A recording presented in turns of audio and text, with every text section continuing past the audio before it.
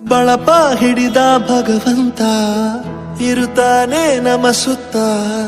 ಅವತಾರ ನಾನಾ ರೂಪವೋ ನಮ್ಮೆಲ್ಲ ಹಣೆ ಬರಹ ತಿದ್ದಿ ಬರೆಯಲು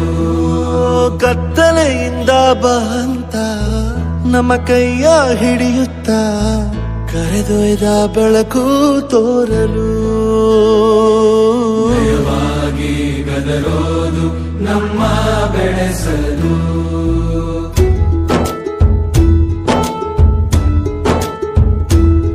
ಭಾಷೆ